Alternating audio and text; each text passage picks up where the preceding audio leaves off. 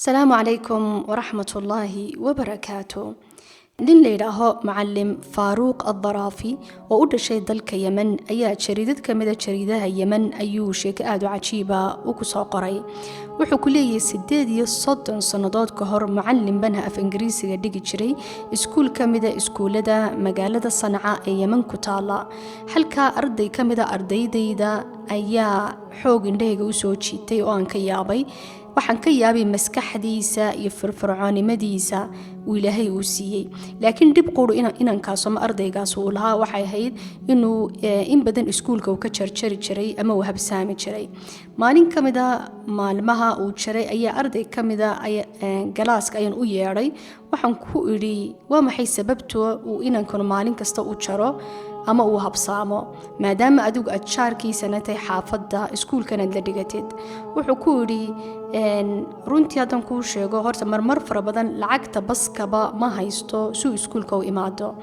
arrin kalena wuu jiraa. wuxuu iri inanka hooyadii wadada ama shaarica wadada ay ku iibisaa laxoox ay dubto.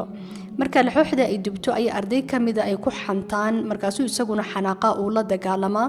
marka sababtaas ayuu ka niyajabay iskuulku marmar qaarkood aanu imanin waana agoon ayuu iri oo duruuftaas ku kalaftay hooyadii inay suuqa laxooxda ku iibiso. wuxuu xoog ban uga naxay oo uga damqaday maadaama yahay arday aad u xariif oo darajadiisuna ay wacanta oo mustaqbal leh inay dhibaatadaas caqabad ku noqoto oo iskuulka uga haro. wuxuu ku leeyahay inankii jaarkooda ahaayeen waxaan ku iri balay tus xalka hooyadii laxooxda ku iibiso ama ku dubto. wangee uu igeeyay buu iriyo markaasa intan imi iskaga soo noqday in iskuulkii ku soo noqday markaan arkay meeshii laxooxda ku dubayso ama ku iibinayso. maalintii dambe ardaygu markuu imi ayaan la sheekaystay oo aan la fadhiistay. kabacdina waan la saaxiibo ilaa intuu i aaminay ayaa maalin kamida maalmaha ay waxaan ku iri gaarigaygan kugu kaxaynaya oo inakeen ku qadageynaya. wuxuu iri berigaana waxaan ka shaqayn jiray shaqo dheeraadana waan haysto mutarjim banha af ingiriisiga u turjuma. waxaan ka shaqayn jiray golaha baarlamaanka ayaan ka shaqayn jiray oo lacag fiican baan qaadan jiray. intan gaadhiga inankii ama ardaygii ku kaxeeyay ayaa hortan waxaan hor istaagay meeshii hooyadii laxooxda ku iibiso. intan gaadhigii ka digay ayaa intan gabadhii hor istaagay ama hooyadii ayaan laxoox ka iibsaday. markaas in yar baan la sheekaysanay waxaan ku iri ninkaagi meeyi markaas waxay ugu tiri wuu dhintay. caruurtana imisaad leedahay baan ku iri markaas waxay ku tiri 2 hablood inan ban leeyahay secondary-ga dhigta laakiin inta badan iskuulka wuu jaraa ama ma tago. waxaan ku iri hooyadii anigu macalinkiisii banahay gaadhigu igula jiraa maanta waxaan doonayaa labadiinaba inaan qadad idinku casumo. intan gaadhigii ku noqday ayaa inankii aad u yaabsanba wuxuu igu iri gabadhan aad laxooxda ka iibsatay ma taqaana ma istaqaanaan. waxaan ku iri ma yaqaano laakiin waxay xasuusisay hooyaday Ilaahay oo naxariisto. hooyaday laxoox iyo quraac iyo khubis ay wadada ku iibin jirtay si noo masruufto ama inoo kariso. waana ka daraada dhididkeeda iyo xooggeedii maanta aan ku shaqaysanayno ku macaashnay. walaalahay qaar waa injineero qaar waa dhaqaatiir aniguna macallin ban ahay. hooyadii mujaahidad bay ahayd. nafteeda iyo nolosheeda iyo cumrigeedaba waxay u hodhay daraadeed annaga inaan wax noqono. weligii abaalkeeda ma ilaawayo Ilaahay oo naxariisto. maalin kastana waan u duceeyaa waanan ku faanaa Ilaahayna ka abaal mariyo wanaaga inoo qabatay. wuxuu markan hadalka ku hor inankii raba indhiisba ilmeeyay markaas wuxuu ugu yiri gabadha halka laxooxda ku iibinaysa ma garanaysa ad ka iibsatay waa hooyaday. markaas waxaan ku iri aan ugu jawaabay macquul ma aha ma dhici karto dib xad u tagi weydid hooyada u salaami weyday. markaas wuxuu ugu jawaabo wuxuu ugu iri waan ka xishoonaya in dadku ay arkaan. wuxuu ku iri waxaad ugu xishoonaysa hooyada si sharaf leh u shaqaysaa mana dawarsato waxaa soo cadceedan wuxuu u fadhiday u dhibaataysantay u rafaadaysa daraadaad adigina wax noqotid. wuxuu intuu ooyay buu gaarigii ka digay oo cararo hooyadii ayuu dhunkaday uu ku dhegdhegay. wuxuu maalintaana isaga iyo hooyadii waan qadageeyay waan casumay.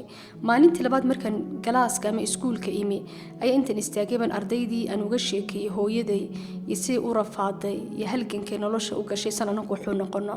markaasaan uga sheekay hooyadeenay quraac iyo roodhi iyo waxa la mulawax ay iibin jirtay dubi jirtay si noo kariso.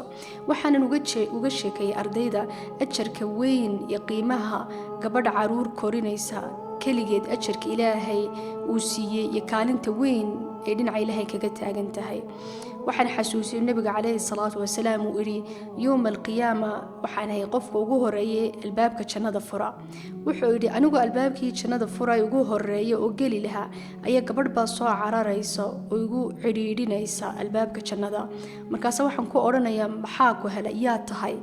markaase igu odhanaysa igu jawaabaysaa waxaan ahay gabadh caruur agooma keligeed soo korisay. taas waxa weeyaan ajarka gabadha caruur agoona keligeed korisay ee keligeed masruuftay ee u rafaada. ajarkeeduna waa ajarka kaafil yatiim. kaafil yatiimna nabiga calayhi salaatu wasalaam wuxuu yidhi qofka agoon koriya waa jaarkayga jannada. markaasan ajarkaasoo dhan uga sheekeeyay ay leedahay hooyada caruurteeda ku tabcaysa keligeed bila aabbo ee u shaqaynaysa ee xoog xalaala siinaysa.